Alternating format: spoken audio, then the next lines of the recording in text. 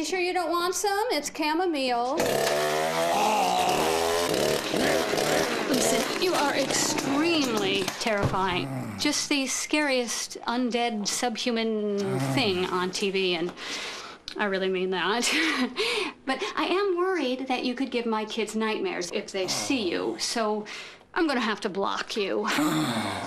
So that's it. Oh, and tell the zombies they're blocked too.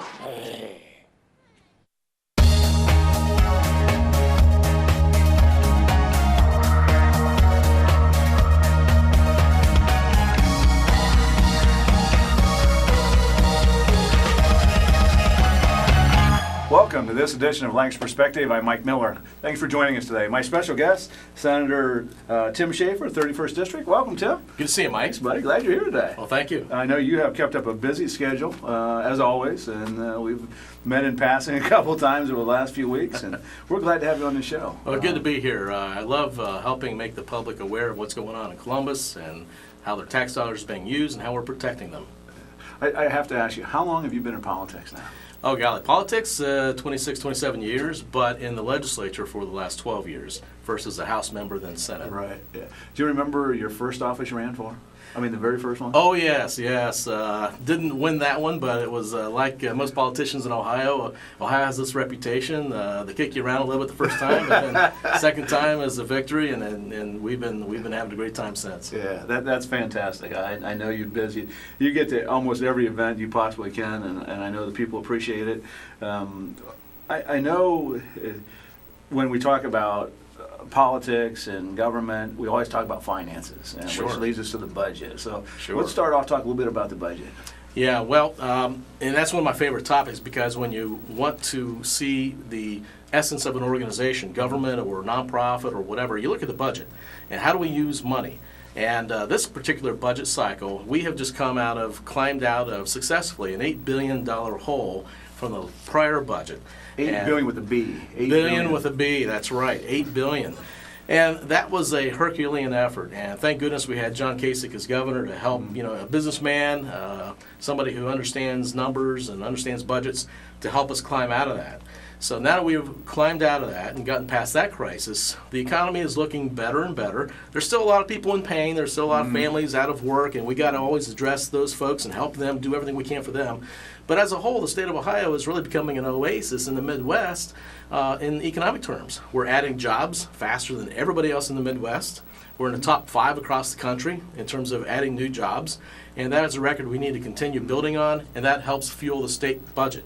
That also will, my hope is, make us able to enact some tax cuts and return some money to Ohioans.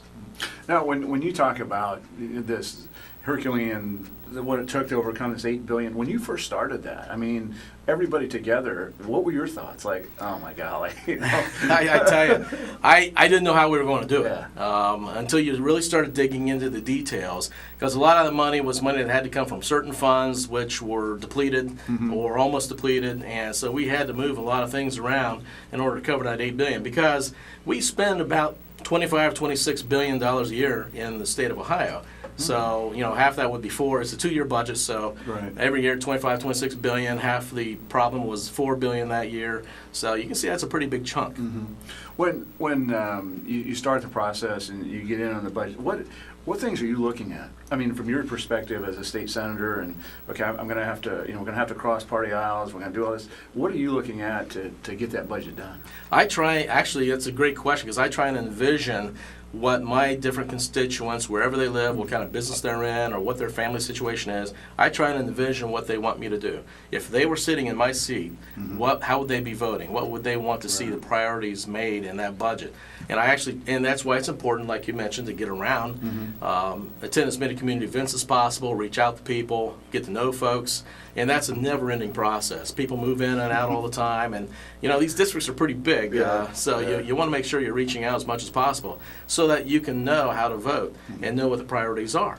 So for example, I want to make sure that we're putting a lot of resources into education as well as job training, something near and dear to your heart. Yeah, absolutely. And because there are a lot of Ohioans out there still hurting. A lot of folks trying to make do in a family budget with 2 or 3 part-time jobs, no benefits, that kind of situation. So, I keep those folks in my mind all the time, and no matter what part of the budget it is, I ask myself, how would that family think about this appropriation?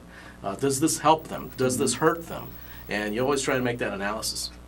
One thing you mentioned, we're talking about jobs. We're talking about Jobs Ohio, and I know you had a big part in that, and you introduced some legislation about a conflict of interest statement. We'll get to that, but overall, Jobs Ohio. I mean, we were talking about growing, and Ohio's growing, and talk a little bit about the future and what you're seeing for Jobs Ohio. Well, I tell you, when I came into politics and then into the legislature, we had a Department of Development that was trying to do a good job, but they had a lot of rules and a lot of laws and hampered them. And it was ridiculous at times when, I would call them and say, hey, can we do this? Can we do it? Well, no, the law says this, the law says. So we had a lot of impediments with our own Department of Development at the state level. Now that Jobs Ohio has taken the job-producing function out and into the private sector, they don't have a lot of those impediments. And you're seeing those results. There is a reason why Ohio is #1 in the Midwest for creating new jobs. This is a huge part of that reason. Well, we talk about jobs, and you talked about people still being out of work, but as we grow and develop, are you getting, I want to say, comments or maybe other states saying, hey, how are you doing that? How are you guys doing this? Inevitably. I'd give you a great example, and I've used this before in speeches, and it is a true fact. A FOIA request, Freedom of Information Act request, a lot of media people use it to get all the documents out of an agency, federal, state, or local government agency to see what's going on. Well, you know who the #1 FOIA request entity is out there requesting documents from our Department of Development, our jobs producers? It's our competing states. No kidding. It's not the New York Times or the Washington Post or the Columbus Dispatch or Plain Dealer. No, it is, or the Eagle Gazette. Right. It is other states because they want to see what we're doing. And it's extremely competitive. Extremely competitive. We talk about economic development, and I know I work with a lot of them in the county, and as the state grows, it used to be, this was our industry, and then it kind of went, and now we've changed a little bit and geared up a little bit different. When you talk to your colleagues, is there a moment of time when you think, where are we going to be 10 years from now, as opposed to right now? Oh, absolutely. Our economy has changed tremendously in the last 10 years, and it's almost unrecognizable from where it was 80 or 90 years ago. 80 or 90 years ago, I wasn't there. I just well, I've heard. That's okay. It's all right. I have heard. It's okay. We were producing hard goods and shipping them out. Right. Today, half our economy is basically on information. It's something up here that we transfer on a disk or on the internet, and so the economy has changed tremendously. Now, other parts of the country have changed similarly along with that. For instance, you've got massive computer companies in Texas who, they make hardware, but they're also making software. They're also making intellectual property. And that's where the economy is moving. And so we need to start adjusting to that. And that's a very important thing. And we also got to make sure we're training our kids and our young adults to adjust with that kind of movement. We're no longer putting things together to make a widget to ship out on a truck much of the time. And that's still an important part of our economy. But more and more, we're creating the widgets up here and putting it on email and shipping it somewhere. You talked about educating children, which leads into school funding, which is a hot topic. And talk a little bit about school funding.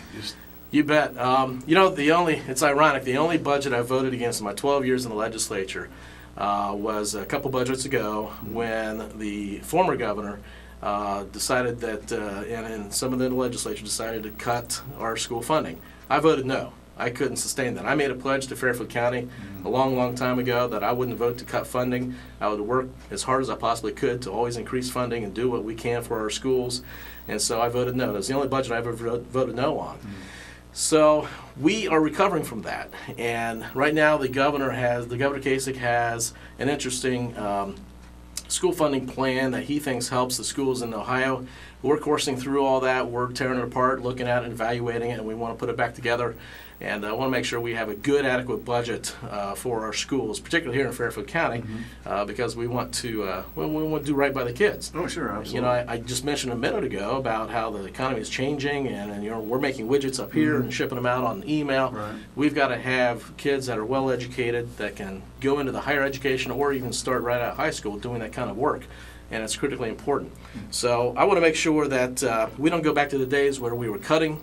The state taxpayer was cutting funding to our schools.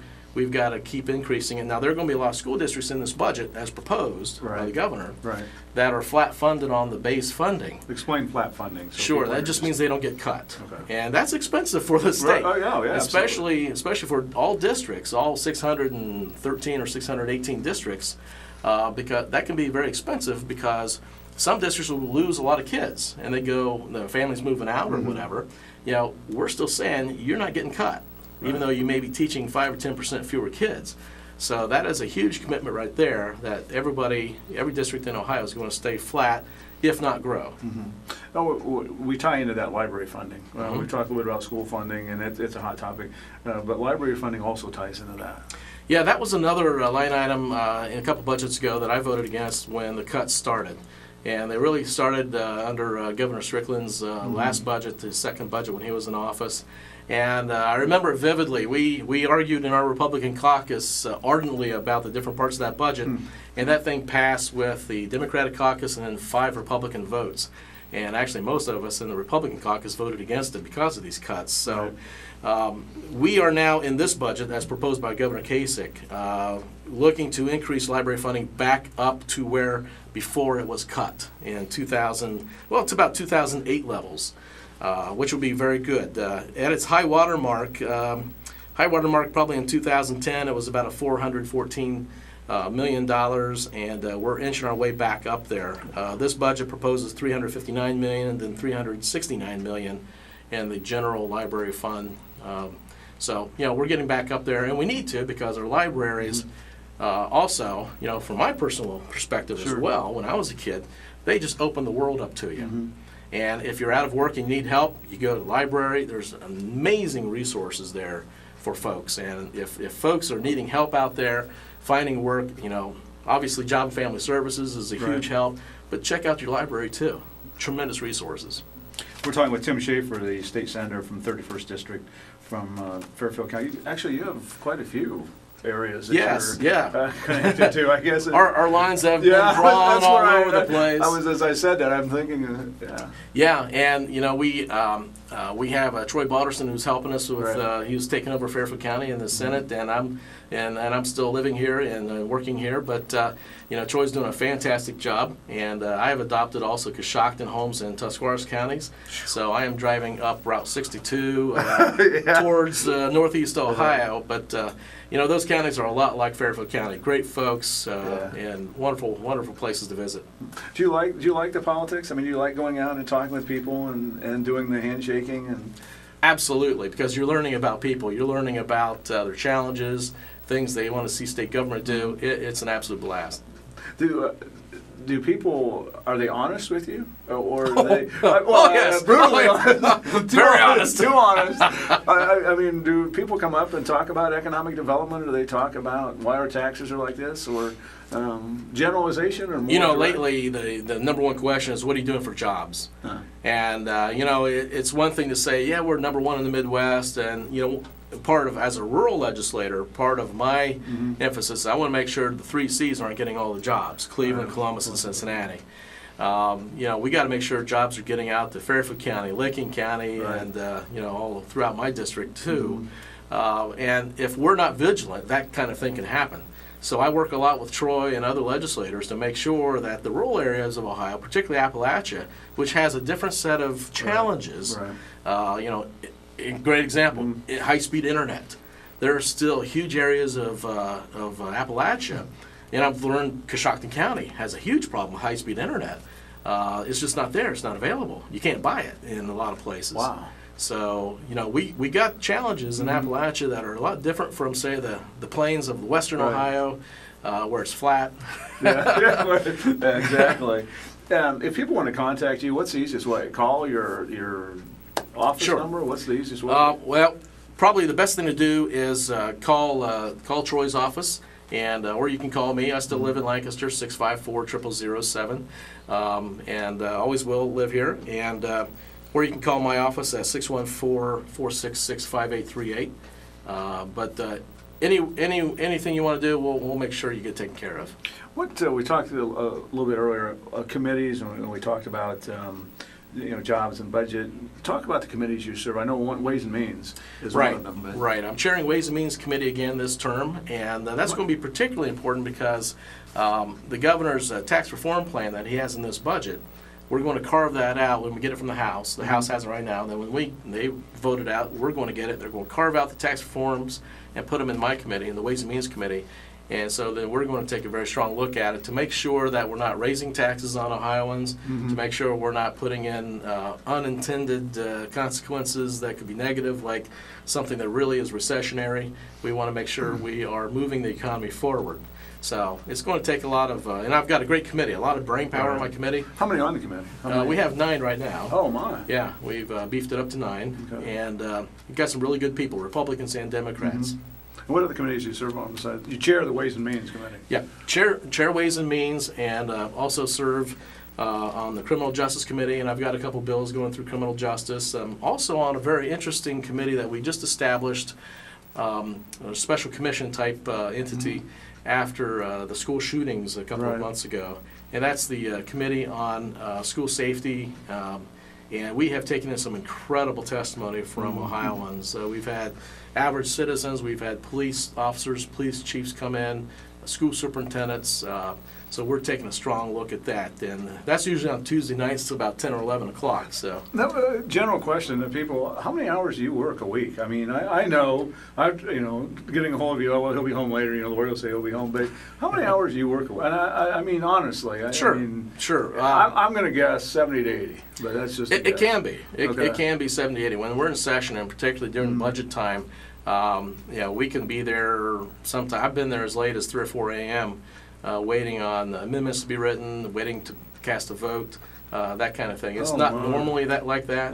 Unfortunately, 4 years ago it was like that on our 20th anniversary, and I heard about that. Whoops. Yeah, that was a big whoops. But we had to get the budget done. Yeah. Unlike the federal government, we have to get it done. Yeah. Sort of. Yeah, well. But it's not like that all the time. But a couple days a week, 2 maybe 3 days, depending on your committee schedule at the Capitol.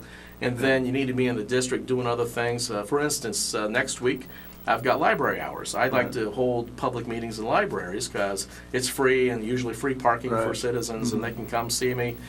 So I'll be running all through my district next week doing library hours. And, those are things that you normally don't see on the public record, but you got to do to make sure you're doing your job right. Sure.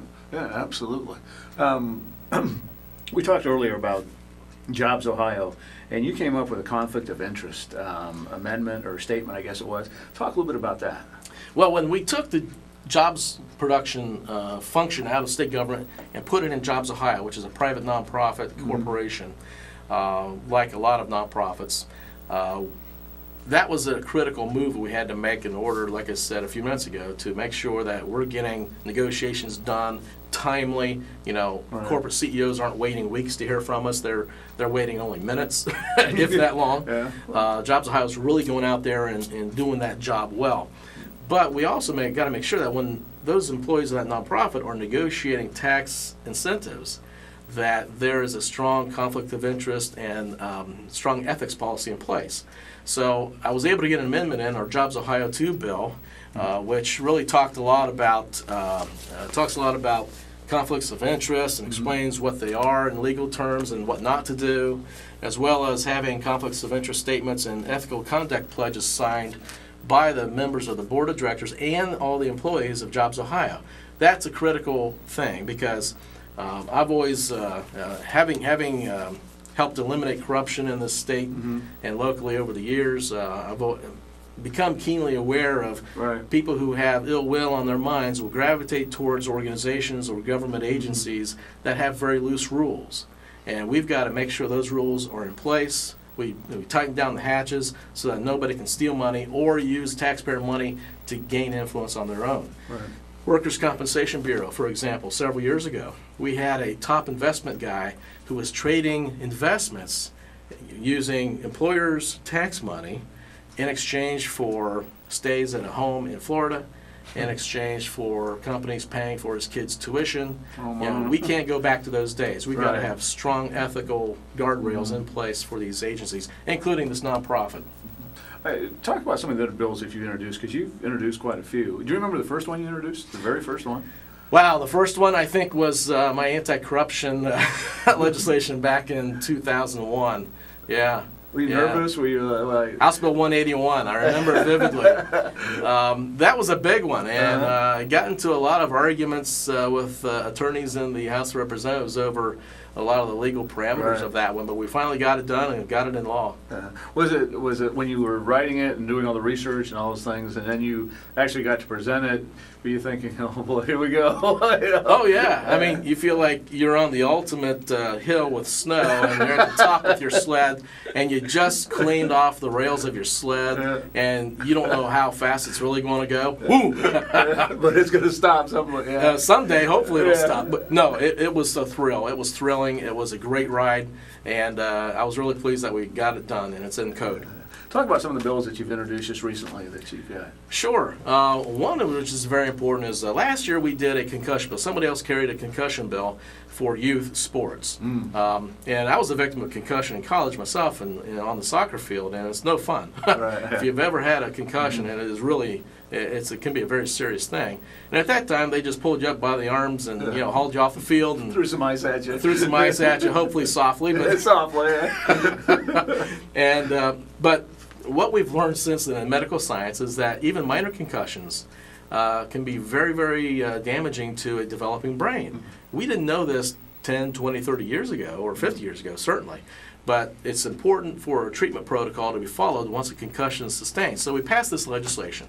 Whoa, there was one problem in that bill. Nobody saw it. It went past 132 legislators, past the governor's office. Nobody saw this, that it actually created inadvertently some criminal penalties for youth organizations and coaches. So I brought it. It was a constituent in Granville who brought this to my attention. He is a youth coach and an attorney, and so he's reading this legislation and he spotted it. And thanks to him, Justin Lodge is his name. Thanks to him, he spotted this and brought it to our attention. So we got the lawyers back together and we got that fixed and got that passed a couple weeks ago in the Senate and on over to the House. So that should be on its way to the governor for signature shortly. In fact, I was just talking this past week with my staff trying to find out when that's going to be signed, when that's going to happen. So, even though that was just a one or two word change in the code, it could potentially have a huge effect on hundreds or maybe thousands of Ohioans. Oh, yeah, absolutely. Yeah, absolutely. Yeah, and of course, I'm going to be bringing back my drug testing bill for public assistance. That, I think, got a lot more notoriety than they probably should have or deserved. But I tell you, when I look at some of the kids and the families that you and I, as Mr. Taxpayer, and the families paying taxes out there, are giving tax money to go help the underprivileged, go help particularly children and the disabled who can't take care of themselves. And we see that money being diverted to drug dealers, it's got to stop. So I'm bringing that bill back. We're clamping down. I'm sure I won't get any votes from drug dealers in Ohio, but that's fine with me. They can just leave the state. I'd like them to go somewhere else. But we're going to clamp down on this corruption that's going on with your tax money. When you write bills, is it in your mind? How do you formulate? I mean, is it something that... Great question. Great question. Most of my ideas come from constituents. Okay. The drug testing bill came from constituents. Job and family service workers who talk to me about what they see on the job, and they're powerless to do anything about it. Police officers who see it on the job, and there's nothing they can do about it. And, these folks see the families that don't deserve penalties being hurt. They see them going hungry, going without shirts on their backs and shoes on their feet. And so they came to me wanting to know, is there something we could do? So let's put our minds to it and figure something out. So most of these ideas come from my constituents. The concussion bill that improved the current statute came from a constituent. Right. These things all come from constituents. So it's really important that we talk to our elected officials. These are prime examples of why we're always out there doing library hours or doing festivals, trying to meet and greet people, Right. because you learn about things that need done and we wouldn't know otherwise. You ever have somebody very young approach you, I mean like 5 or 6, 7, and say, Mr. Schaffer, why don't we do this? Oh yeah. You hear some great ideas from little kids, and sometimes they're right on. They're spot on. So, it doesn't matter what age or what vocation or what they do in life. Republican or Democrat, doesn't matter. Right. People have ideas, and we need to hear about them. They need to find their way to us. It's time is just flying by. We just have a few minutes left, but future for Tim Schaffer. What's I mean, you've been doing this a long time now, and is that 12 years, and I'll be looking in another couple years. I'll be term limited. I have served my 8 years in the Senate, so you'll see me on the ballot again shortly. And I want to continue doing the good work, and as long as we got ideas going and working with constituents, I want to continue helping folks. Just in this last year, there have been 3 businesses that employ hundreds of people in Fairfield and Licking counties that we were able to help with a bureaucratic nightmare. And those 3 companies would not have survived that experience had we not been able to jump in and clear the roadblocks. And I tell my staff, that is the greatest thrill you'll ever have in your professional life. Unless you become a teacher or a preacher, there will be no other job where you help as many people as you do in this job. And that you can't replace that kind of thrill. So I'm going to continue doing that and helping people in Fairfield County and whatever district I'm representing. Yeah, that's fantastic. That's I know that like I said, you've been doing this a long, long time. Advice for somebody that might want to get into this, somebody that's maybe never run for political office, or and that's real important because we need constant new talent coming into the pipeline.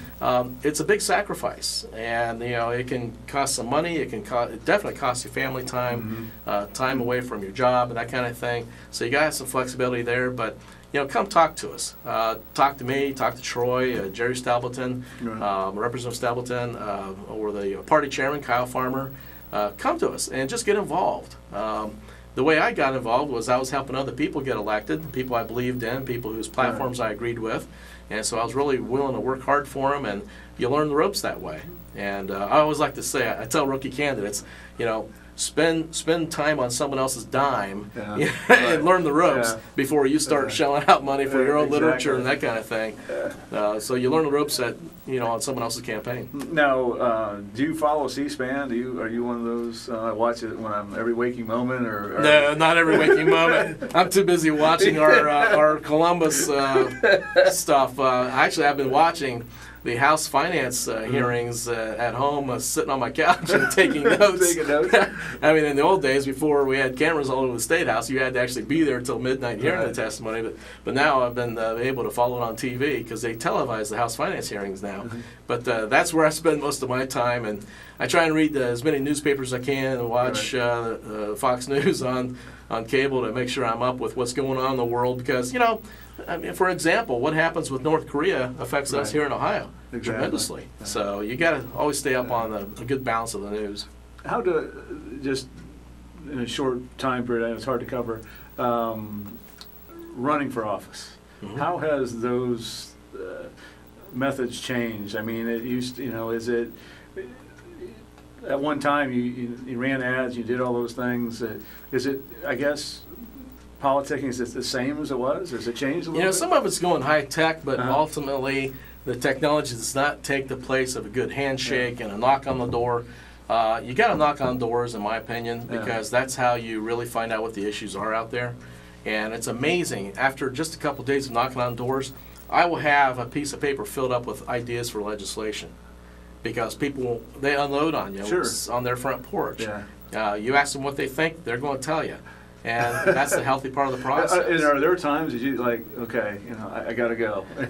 I've been here 25 minutes. I got to go. I mean, is that difficult to do? Usually it's me. It's me that won't be quiet. So that's the problem. And I've had my wife drive up, or another volunteer with a van pool drive up and have to honk the horn at me to get me to shut up. So hey, that's all right. Well, Tim, we do appreciate you coming in. And one more time, contact numbers. What's the easiest? Sure. Home numbers 654-0007, and work is 614-466-5838. Or you can Google us on the internet and find us that way and send us an email. Fantastic. Once again, our guest today has been Tim Schaffer, State Senator from the 31st District. We appreciate you stopping by your busy schedule. Thank you, Mike. Enjoy the weekend and try to cut those hours down a little bit. That's all right. Thank you. Thanks for tuning in to this edition of Lancaster Perspective. I'm Mike Miller. And remember, until we meet again, let's make a difference.